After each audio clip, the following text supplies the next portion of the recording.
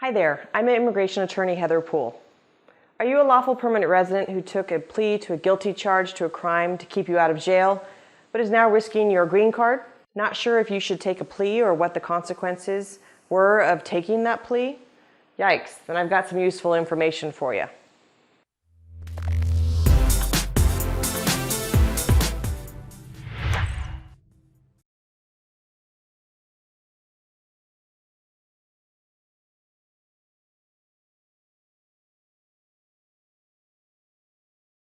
A permanent resident or green card holder can be deported for committing one crime of moral turpitude within 5 years of becoming a lawful permanent resident, if that crime of moral turpitude has a potential sentence of 1 year or longer, even if the permanent resident had 30 days in jail or probation, had minor consequences of the actual crime. A permanent resident can also be placed in removal proceedings and deported for committing 2 or more crimes of moral turpitude if done so at any time after becoming an LPR, not just within the first 5 years, regardless of the potential sentence, and it doesn't matter if the permanent resident had any jail time at all. As a permanent resident, you may be able to apply for a crime of moral turpitude waiver under INA Section 212H. It depends on the jurisdiction where you are in removal proceedings as to whether or not you can file a 212H waiver by itself as a defense to removal, or if you have to readjust, become a permanent resident again, through sponsorship from a family member, for example, to be able to use 212H.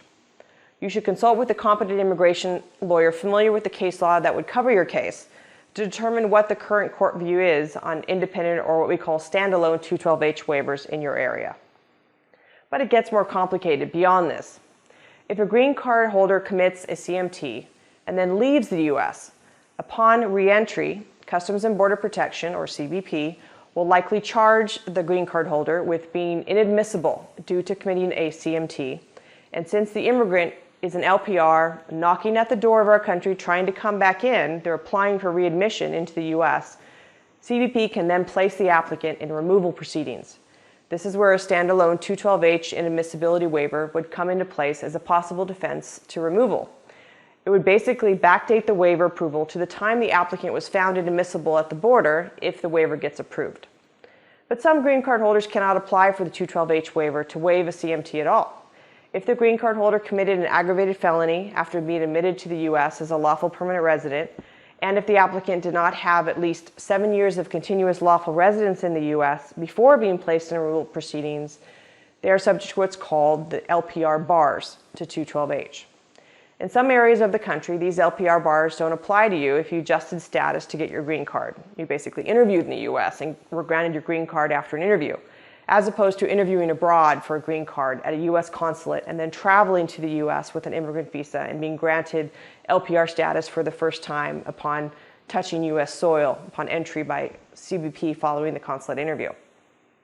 It can be very dangerous to travel abroad after you become a green card holder if you have committed a crime or pled to a crime that could be a CMT. Similarly, applying for naturalization because you've been a permanent resident for 5 years, for instance, may not always be the best idea and could lead you into being placed into removal proceedings if you have a crime that can be considered a CMT. Even applying to renew your green card through the mail, even if you've been successful before, may be dangerous to do and alert USCIS to your crime because you'll have to go through another background check. Prior to running your prints, USCIS may not necessarily know you have committed a crime after obtaining your green card. And even if you successfully applied in the past to renew your green card through the mail, don't take that for granted. Case law is constantly evolving, and what has not been considered a CMT years ago, when you last renewed your card, can be looked at now a lot differently. Always consult a licensed, experienced immigration attorney before making any moves that could land you in deportation proceedings. You may have too much to lose. If you want to talk to yours truly, visit our website at humanrightsattorney.com to book your appointment or give us a call today. If you would like to hear more about this subject, please comment below, give us a like, and subscribe. Good luck with your case.